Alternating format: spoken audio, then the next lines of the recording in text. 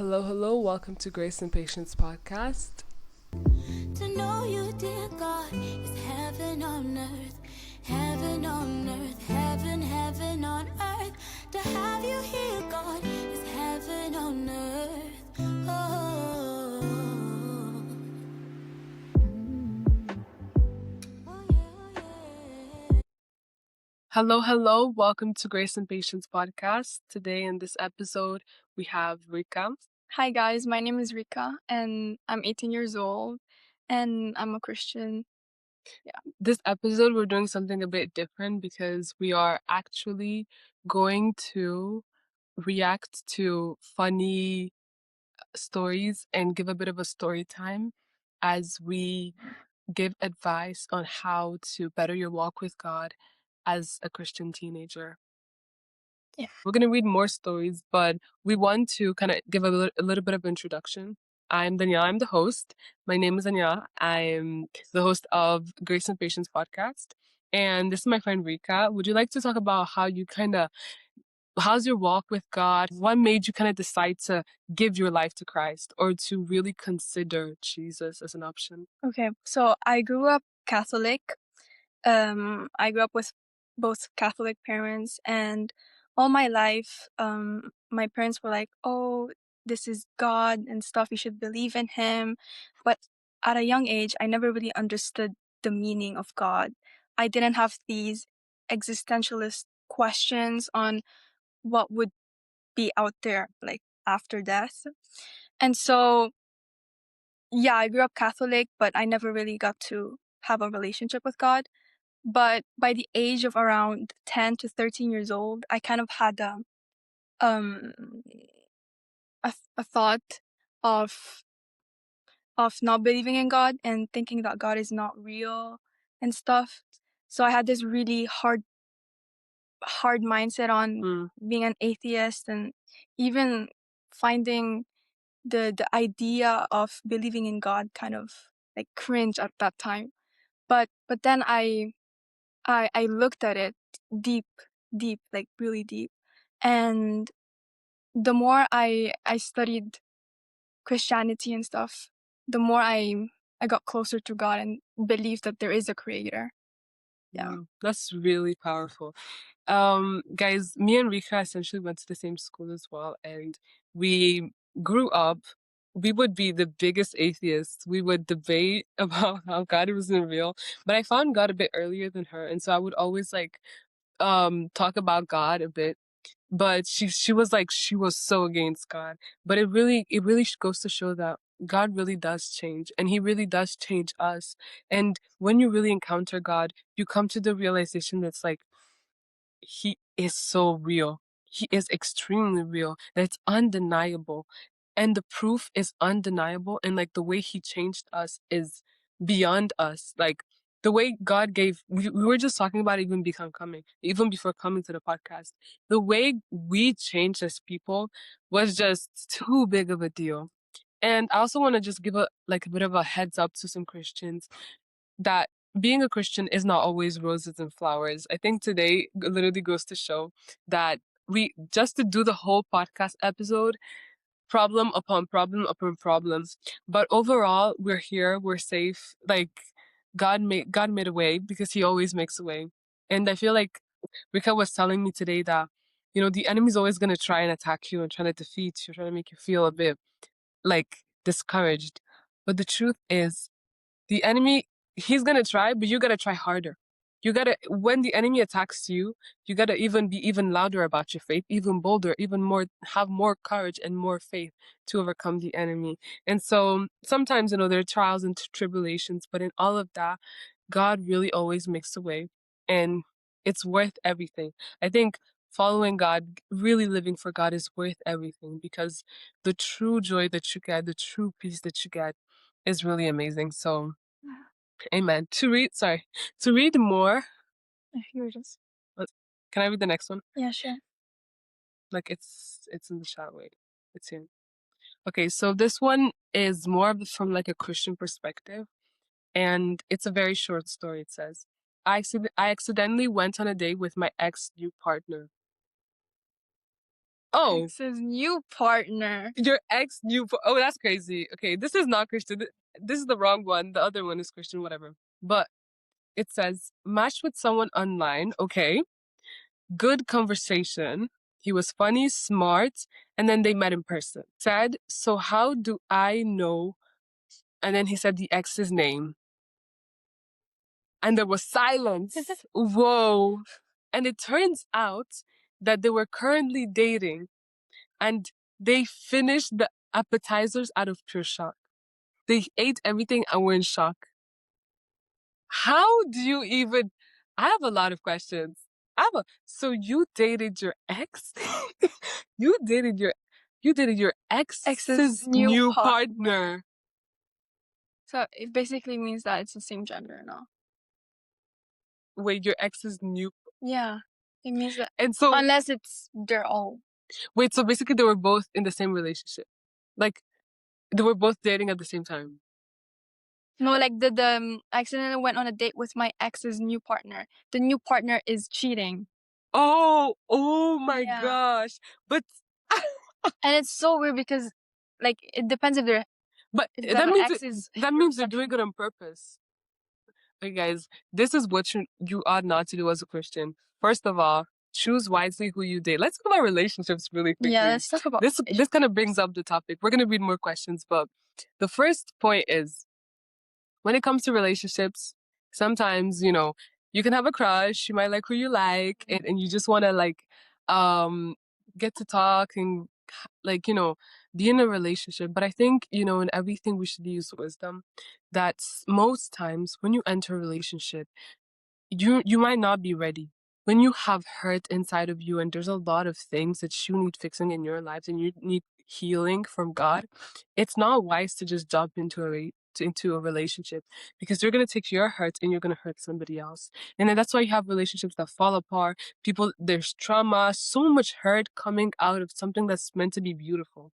So I think, as much as a relationship is meant to bless you, it also has the power to destroy you. So we have to use wisdom. Yeah. When it comes to dating, I would say that for me personally, I think the best thing is to first let God be the orchestrator of your relationship. Let God be in it. In every relationship you enter, in everything, put God in it. He's gonna, His will be established. I think that's it for me.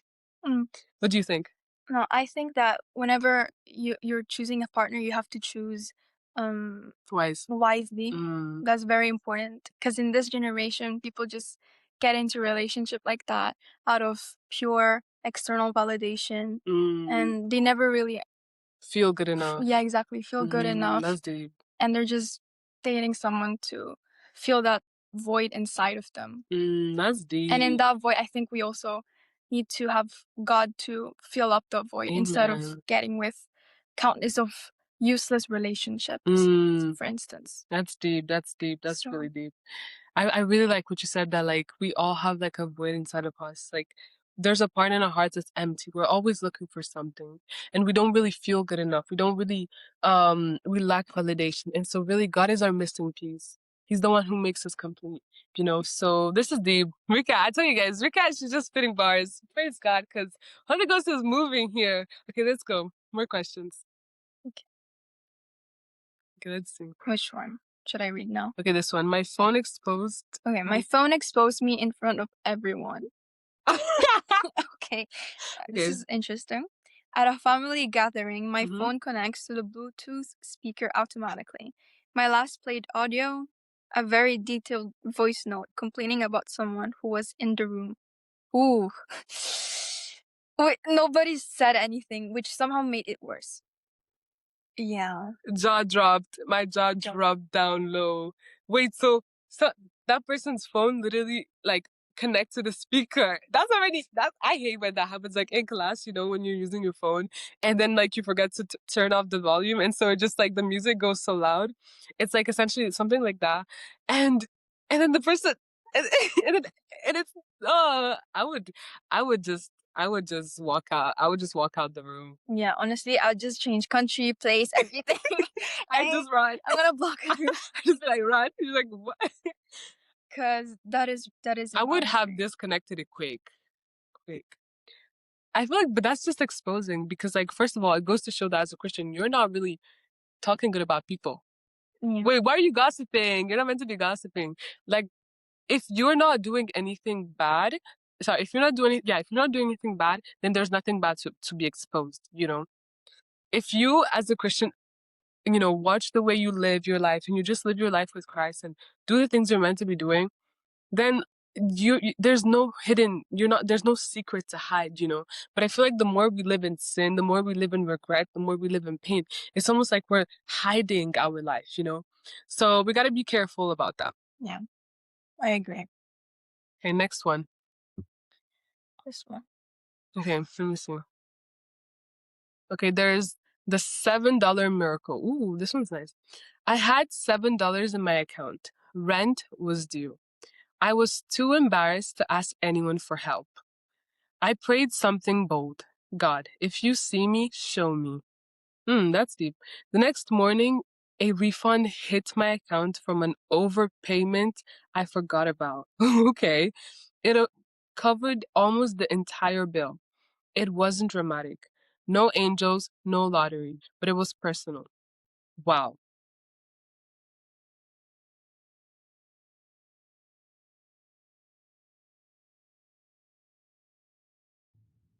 So, continuation of the questions. I'm gonna read this one. It said, not really the craziest, but this is my absolute favorite story in the world. And it's 100% true. Okay. I got 3 cousins who are birth siblings. Yeah, they're just siblings. And were adopted by my aunt and uncle 20 some odd years ago. The oldest boy was maybe 6 at the time, and the 2 younger sisters were maybe 3 and 4. They had just moved in, and my aunt and uncle wanted to introduce them to some kids in the neighborhood from the Cook family down the street. So they set up a dinner date on the calendar. The oldest is just learning how to read and is the newest to the house, so he gets his sisters to pack their toys and they get caught trying to sneak out of the house. My aunt, who at this point is still a strange old lady these kids just moved in with, asks then why they're leaving, and the oldest asks her, why does the calendar say cook kids for dinner? Cool kids for dinner. You'll finish it. I can't imagine the fear of a 6-year-old me who would have felt if my new mom had that written on her calendar. And the story is just so cute for some reason. I'm so confused. Yeah. Is it because... I'm so confused. Wait, is it because... Oh, is it because like they're gonna eat the kids? Yeah, they thought the kids, the adopted kids, thought that they were gonna be killed and eaten by the. Oh. Yeah, so they ran away, but at the end, it's not true. It just says that that the adoptive parents are gonna, just cook for them, not cook them. Yeah, I can't imagine. That's ridiculous. Okay, next one. Can I read the next one? Yeah. Okay. It should be the second. When I worked at Salvation Army, we had a regular Teresa, okay, a beard man who wore pink tutus, okay, like ballet, okay, and would come in every day to see if we have Barbie dolls. Okay, that's kind of weird already. Why is he coming in to see if you have Barbie dolls? Yeah. Okay, one day he came in very anxiously and asked for a razor. Okay. I told him we didn't have one. He started twitching. He was like, I need my razor.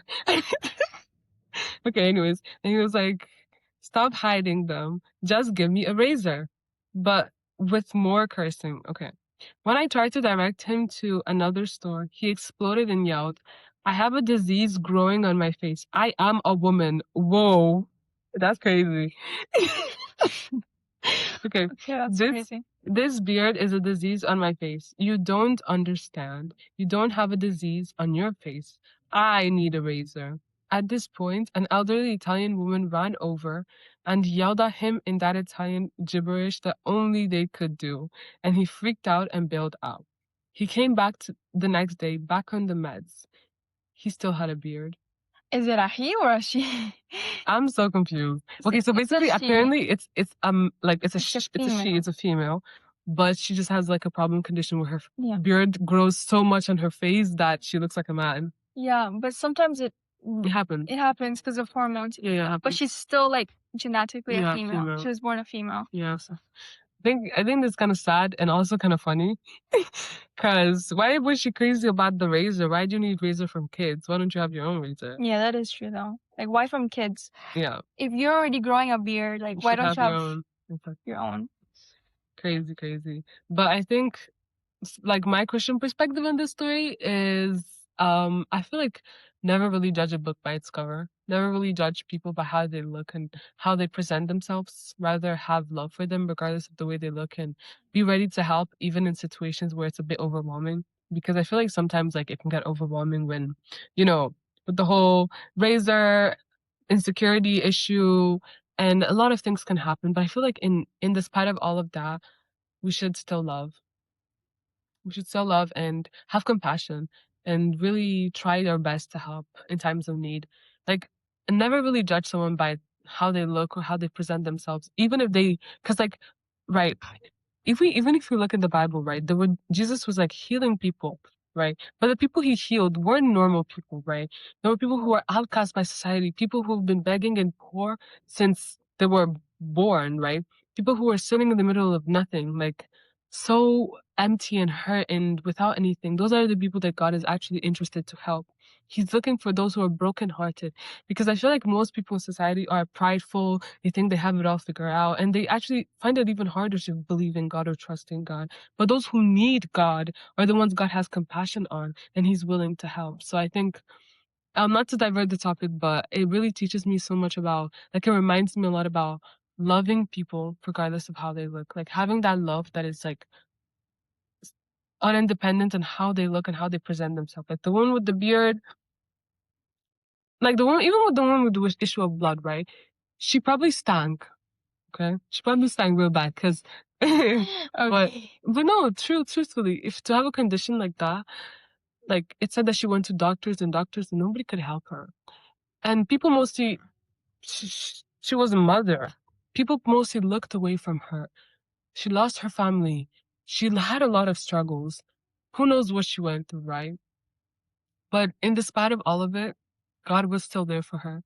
God still wanted to heal her. Jesus didn't stop and say, "Oh, you stink, don't even come back to me." No. Jesus had compassion. He said, "You know what? No matter how you feel, what you're going through, I'm here. I'm going to help you." And right, she touched the garment, she believed, and Jesus turned around and he helped her. So in despite of every situation, we should have compassion for people. So not to divert, what do you think, Rika?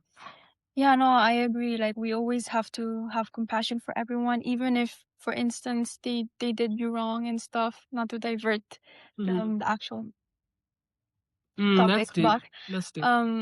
yeah, we should love everyone for who they are and stuff. That's deep.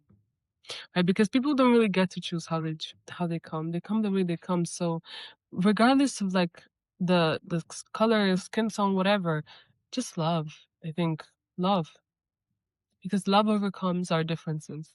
Love overcomes everything. So yeah. Okay, guys. So some questions we are a bit AI generated just for fun. So let's see what ChatGPT comes up with.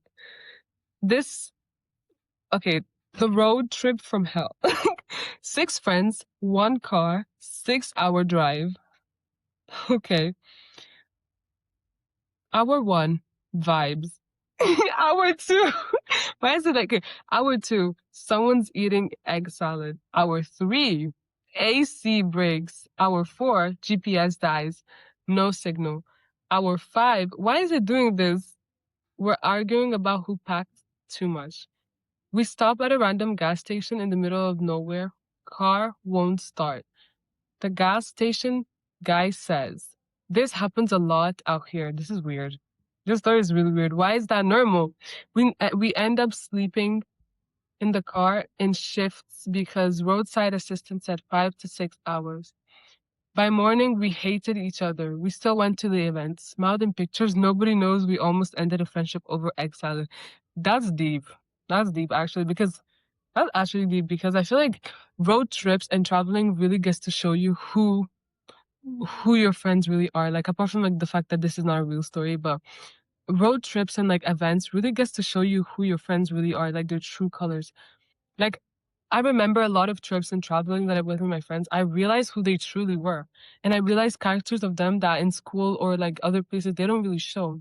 Like I remember for me personally, I had a fight when I went to like a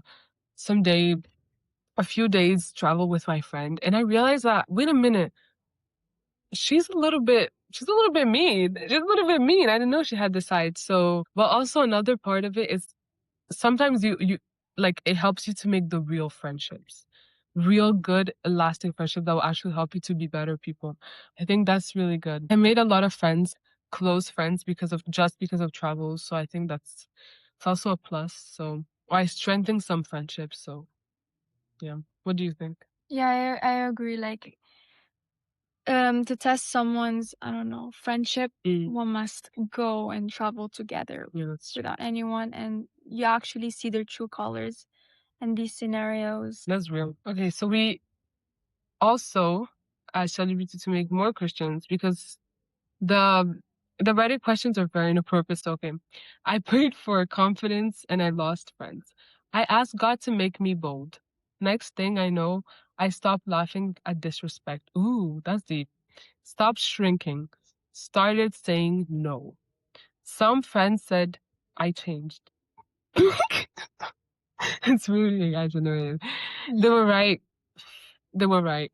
I think this is actually okay. Faith gr- growth feels like betrayal to people benefiting from your insecurity. Okay. If leveling up costs you access to certain rooms, let it be. This is interesting because it's true. Sometimes you ask God for a certain trait and he gives you opportunity to master that trait. Like you ask God for patience, he's not gonna just give you patience. Like you're not just gonna wake up magically with patience. Like you can, but I think God really prefers like rather than the final result, God prefers, the journey that it takes to get to that final result.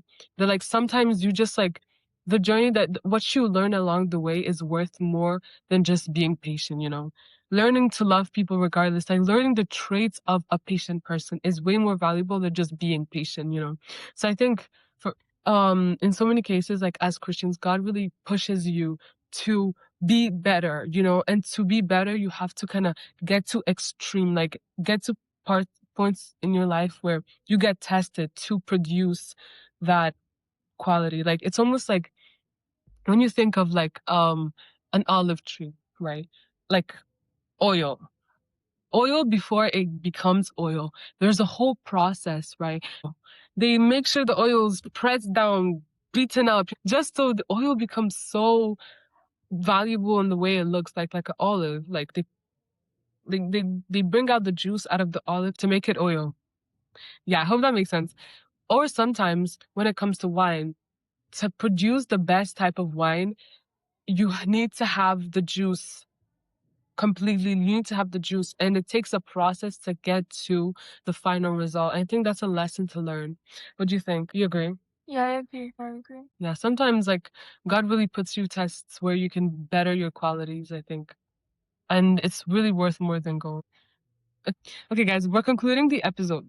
What advice, Rika, would you give to teenagers or young girls and your guys or whoever that want to better their relationship with God? Um, First of all, since we live in a kind of sad generation, also, you should refrain yourself from these specific groups that could influence you. And also maybe to have a deeper relationship with God, you should also set up like maybe schedules to read the Bible and understand the gospel more and deeper. Yes. Also sharing God's words with other people would also be really helpful. Yeah, amen. Yeah. I think really for me, I would just say that to really put yourself in an environment where you can get better and do better and surround yourself with the right people. cut up friendships that take our life out of you. You know, just because they're your best friend for 15 years doesn't mean that they may not be the ones that are actually hurting you more than anyone, or taking away, or not pushing you to your to the best, you know, part of yourself. Like, we shouldn't hate people, we shouldn't hate anyone, but nevertheless, we should be careful about who we let into our life, because people can influence and impact you either negatively or positively. So we have to use discernment, but we should always still love people regardless of anything. So yeah, I think the best advice would just to be love people and love God, and continue to surrender your heart to God. Thank you so much, Rica, for joining this. Guys, we're going to do a short episode, a little talk, girl talk, where we just give advice on Christian perspective on dating, guys, and all of that. So, first of all, my first question is to you, Rica. Mhm. As a Christian, Yeah. what do you think about dating in itself? Okay. So, first of all, as a Christian, the number one thing about dating that people must know is that you should date to marry. There's so many Christians out there, not all Christians, but a couple of Christians who date for fun and don't really take their partner seriously. And I think in that case, it's also a way of like wasting your time. I That's think because I'm wasting the person's time. and wasting the person's time also, because this one person supposed to be your soulmate is gonna be with you your whole life, and it shouldn't be a waste of time getting to know them, but to get to know them in a deeper manner, that you know the other person more than yourself, and you should treat it very formally, I think. Yeah, that's deep. That's really deep. I think I really agree with you. I would say that for me personally, my opinion on dating is that it's super important to have the understanding that, like you said, the goal is marriage. If you're not dating to marry, you can go ahead and just leave it, because you're wasting your time. Like, you don't have any plans for long-term relationship as Christians, okay? Like, you need to have plans in long term, which is the marriage, because in the Bible, what God ordains is as holy is marriage. So the idea should be, you know, you're courting. But I want to just give an advice for girls, really. Let's go deep, okay? Because when it comes to like actually like choosing the one and being careful on who you date, what is your limit? What is your boundary? What do you think the goal should be about that? Right. Well, obviously, you should first seek a man of God. That's the most important thing. The looks, the characteristic, which is being a man of God, is the most important part. It's way more important than looks, I think. And them having to understand you in a very deep way than most people would understand you is also very important, I think. And it's one of the first things you must look for in a guy. Yeah, that's deep. That's really, really deep. I think I agree with you. I think the first quality, the first point is that they have to be a man of God, a Christian, somebody who is not just a believer, but a follower, someone who is consecrated, someone who's been trialed and tested by God, somebody who loves you like Jesus, right? They have to have the right qualities, because if not, you're going to have someone who's broken, hurts, doesn't know their boundaries, plays with you, has no sign of understanding, no self-control, all of that. We don't want that. We don't want any negative person who's going to destroy us. No, we are valuable children and daughters of God. And also, even men, for everyone, we have so much value in the eyes of the Father. So we need to honor ourselves by choosing someone who really values us in the right way. Because a lot of people look for validation where they end up following someone and then getting hurt in the long run. So we got to be careful about that. Then I think my second opinion would be boundaries. There are things that, you know, you shouldn't be doing while you're dating. Okay? First of all, everything, all the intimate stuff. Okay. Go ahead. Okay, the first thing is you shouldn't treat your boyfriend or girlfriend as your spouse. That's the very important part that Wow, I you're spitting think bars. this generation is missing. You shouldn't treat your husband you shouldn't treat your boyfriend or girlfriend as your husband or wife in this generation. And you shouldn't treat your husband or wife as your boyfriend or girlfriend. Right. You treat them as your spouse. Right, that's deep. In That's the eyes of God, you're like one. You must treat Amen. them in marriage. Man, that's really I deep. think that's something very important this generation has to understand. Yeah, I agree with you 100%. You couldn't have said it better. You literally couldn't have said it better. That's it. That's kind of it. I don't have any more questions. That concludes it for today. Goodbye, goodbye, guys. This is a little girl talk of opinions on dating, on choosing the one. Choose wisely, girls, and don't just date. One day you're with one person, the next day you're there. You're just moving to person. No, choose the one that God has for you, and wait on the Lord. When God tells you to go, that's when you go. All right. Goodbye, goodbye. Bye, guys. To know you, dear God, is heaven on earth, heaven on earth, heaven on earth. To have you here, God, is heaven on earth.